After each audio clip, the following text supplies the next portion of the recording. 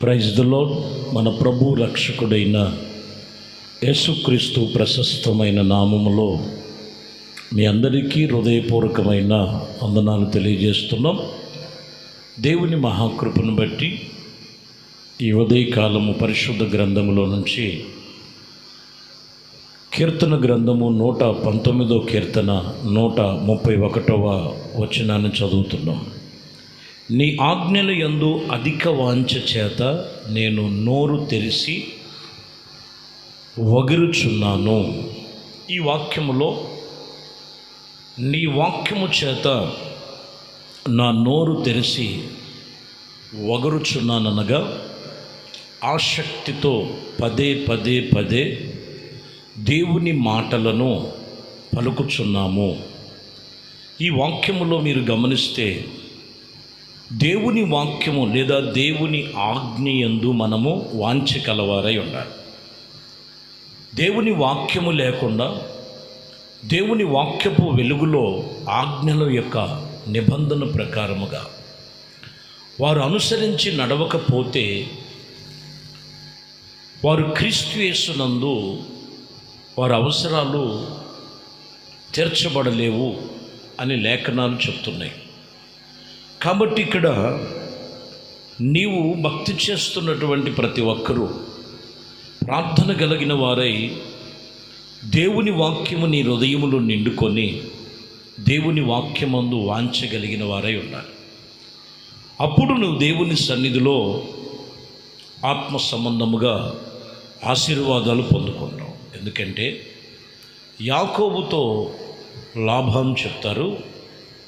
ఆదికాండములో 31వ అధ్యాయము 30వ వచనములో నీ తండ్రి ఇంటి మీద బహువాంఛ కలిగి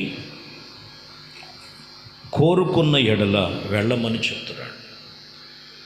దేవుని ఇల్లు, దేవునితో సహవాసం, దేవునితో నిబంధన, పరిశుద్ధమైన మాటలు ఇక్కడ మనం గమనించాలి. మూలవాక్యములో ఈరోజు దేవుడు వాక్యం మీద ఎంత తృష్ట కలిగి ఉన్నాం, ఆశ కలిగి ఉన్నావో ఒకసారి ఆలోచన చేయాలండి. ఇదిగో నువ్వు దేవుని సన్నిధిలో ఆయన ఇంటి వారమై ఉండి మనము ఆయన ఆజ్ఞలను గైకొనే విషయంలో మనం ఎంతగానో దేవునితో నిబంధన కలిగిన వారమై ఉన్నప్పుడు నీ ప్రతి అవసరాలు ప్రభు నువ్వు ప్రార్థన చేసిన వెంటనే, దేవుడు వాక్యము చేత నువ్వు సరిచేయబడిన వెంటనే నీ కార్యాలు మొదలవుతాయి. వాక్యము వినక, వాక్యమును చేత వారు అనుసరించక, వాళ్ళ హృదయంలో దేవుని మాటలకు చోటివ్వకుండా లోక సంబంధముగా ఉన్నట్లయితే వారు కోరుకున్నవి వారు చూడటం అసంభవం అని వాక్యం చెప్తుంది. కొరింథీ సంఘముతో 2 కొరింథీయులకు రాసిన పత్రిక 11వ అధ్యాయము 9వ వచనములో నేను మీ వద్ద ఉన్నప్పుడు నాకొకరు ఇదిగో కలిగిన నేను నా మీద ఒకరి మీద నేను భారము మోపలేదు. మాసిదోనియాలో సహోదరుల యొద్దకు వచ్చినప్పుడు నాకు అక్కరే తీర్చుచు ప్రతి విషయములో నేను మీకు భారముగా ఉండట జాగ్రత్త పడి ఇక ముందుట కూడా జాగ్రత్తగా పడుదునని దైవజనులు చెప్తున్నారు. మాసిదోనియాలోకి వచ్చినప్పుడు సంఘము దగ్గర మరి పౌలు గారు ఎక్కడ కూడా నేను మీకు భారముగా నేను ఎక్కడ ఉండలేదు, భారముగా ఉండకోకుండా ప్రతి విషయములో నేను భారముగా ఉండకుండా జాగ్రత్త పడితేనే, అంటే ఒకరి మీద మనం భారము మోపటం కాదు, కానీ నా ప్రతి అవసరాలు తీర్చేటువంటి దేవుడి మీదే నా భారము వేశాను. ప్రతి ఒక్కరు కూడా ఈ మాట వినాలి. కొందరు చూడండి, ఏదో ఒకరి మీద భారం మోపి ఇదిగో మీరు మా అవసరాలు తీర్చండి, మేము కష్టాల్లో ఉన్నాం, మమ్మల్ని కడతీర్చండి, మేము శోధనలో ఉన్నాం, మా శోధన నుండి తప్పించండి. మనుషుల ప్రయత్నం వ్యర్థం. ఇక్కడ పౌలు గారు చెప్తున్న మాట, దేవుడి మీదే భారం మోపినట్లుగా ఎవరి మీద ఆయన భారము మోపి విషయములో వారిని ఇబ్బంది పెట్టక, అట్టి విషయములో ఆత్మీయతలో చాలా జాగ్రత్తగా నడుచుకున్నటువంటి వ్యక్తిగా మనము దైవజనుడు పౌలు గారిని మనం ఇక్కడ చూస్తాం. ప్రియమైన దేవుని బిడ్డలారా, దేవుడు ఆత్మ సంబంధమైనటువంటి మాటలు చెబుతున్నప్పుడు జాగ్రత్తగా మనం వాటిని విని వాటి ప్రకారంగా నడుచుకునే విషయంలో మనము ఒకరికి భారముగా మనం ఉన్నామా, మన భారము ఉదయమే దేవుని ఎదుట నీవు నీకున్నదంతా కూడా ప్రభుతో చెప్పి ఆ దినమెల్లా కూడా ఉత్సాహముతో సంతోషముతో గడిపే దినాలుగా నువ్వు అనుసరించి నడుస్తున్నావా ఒకసారి ఆలోచన చేయాలి. ఎందుకంటే మత్తయి సువార్తలో 6వ అధ్యాయంలో 8వ వచనములో మీరు వారి వలె ఉండకుడి, మీరు మీ తండ్రిని అడగక మునిపే మీ అక్కరలన్నీ కూడా ఇదిగో నేను ఆయనకి ముందుగానే తెలుసని అక్కడ ప్రభు చెప్తారు. ఇక్కడ మీకు ప్రాముఖ్యమైన మాట, మీ తండ్రిని అడగక మునిపే ఆయన అక్కరలన్నీ కూడా ఎరిగిన వాడై ఉన్నాడు.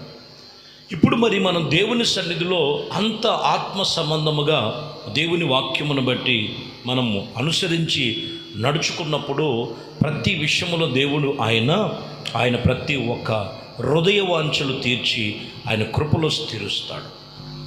కాబట్టి ఇక్కడ మనం గమనించినటువంటి విషయములు మీరు చూస్తే ఇదిగో మీరు ఆయన్ని అడగక మునిపే ఆయనకి తెలుసు, కానీ మీ హృదయము మనస్సును దేవునికి అప్పగించుకొని దేవుని యొక్క ఆజ్ఞ చొప్పున నీవు ఎప్పుడు కూడా ఆ మాటల చేత నడుచుకోగలుగుతున్న నిబంధన కలిగిన వారై ఉన్నట్లయితే నీ అవసరాలు తీర్చబడతాయి.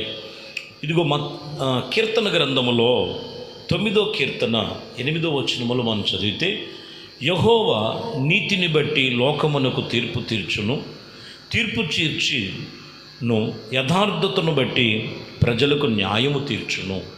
ఇక్కడ మీరు గమనించినట్లయితే యెహోవా నీతిని బట్టి లోకమునకు తీర్పు తీర్చువాడవు, యథార్థతను బట్టి ప్రజలకు న్యాయము తీర్చువాడవు. ఈరోజు దేవుని సన్నిధిలో నీతిని బట్టే మనము తీర్చబడాలి. ఎలా తీర్చబడాలి? ముందు నీలో మొదటిగా నీతి ఉండాలి.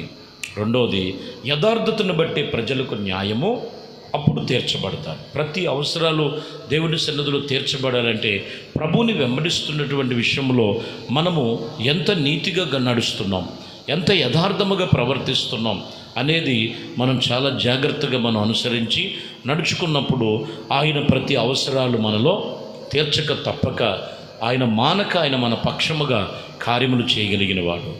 103వ కీర్తన 6వ చరణంలో మనం చదివితే, యెహోవా నీతి క్రియలు జరిగించుచు బాధింపుబడు వారికి న్యాయము తీర్చును. ఆయన చూడండి, బాధల్లో ఉన్న శోధనలో ఉన్న ఆయన విడిచిపెట్టడు. అయితే నీతి క్రియలు జరిగించేటువంటి వారిని త్వరగా న్యాయం తీరుస్తాడు, త్వరగా కార్యం చేస్తాడు. వాక్యం చెప్తున్న మాట, ప్రభు నొద్దకు వచ్చిందే నీతిమంతులుగా తీర్చబడటానికి. లోకములో నీతిమంతుడు లేడు, ఒక్కడు లేడని బైబిల్ చెప్తున్న సంగతి. కాబట్టి ఈరోజు దేవుని ఆజ్ఞలను బట్టి మనము అనుసరించాలి, వాటి విషయములు ధ్యానించాలి, వాటి ప్రకారంగా మనం నడుచుకోవాలి.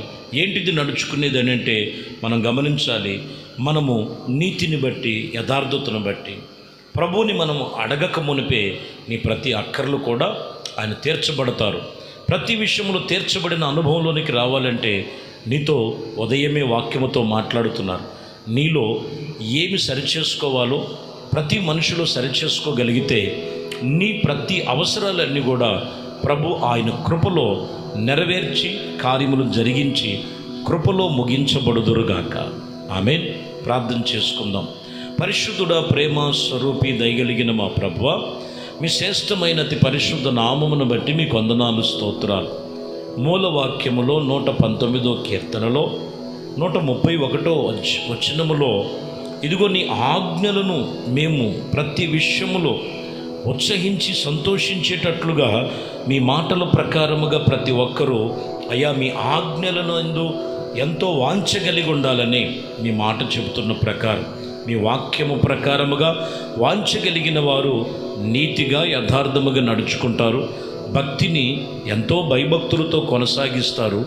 అప్పుడు నీతిమంతుల యొక్క ప్రతి ప్రార్థనలకు జవాబు అడగక మునిపే అక్కర్లు తీర్చువాడవని నీవు గ్రహించి ఇదిగో నీవు అలాగ నడుచుకోమని మాతో హెచ్చరిక చేశారు.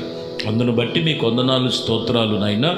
ఇదిగో నేను ఈ వాక్యమును విన్న ప్రతి ఒక్కరిని కూడా ఏ అవసరాల మధ్యలో ఉన్నారో ఈ వాక్యము నాతో మాట్లాడుతున్నారో ఆ వాక్యమును బట్టి నన్ను నేను సరిచేయబడాలి, ఆత్మీయతలో సరిచేసుకోవాలి, దేవునిలో నేను ఆత్మ సంబంధముగా నడుచుకోవాలని మీ కృప చూపించమని, మీ కృప దయా సంకల్పమును బట్టి మా ప్రతి ప్రార్థనలన్నీ కూడా ఆలకించి ప్రతిఫలమును దయచేయమని, ఘనత మహిమ ప్రభావాలు మీకే పొందుకోమని నజరేయుడైన యేసుక్రీస్తు నామములో ప్రార్థించి వేడుకొనుచున్నాము తండ్రి, ఆమేన్.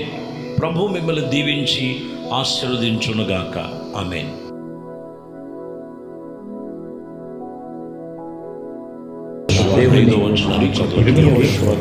పరిశుద్ధ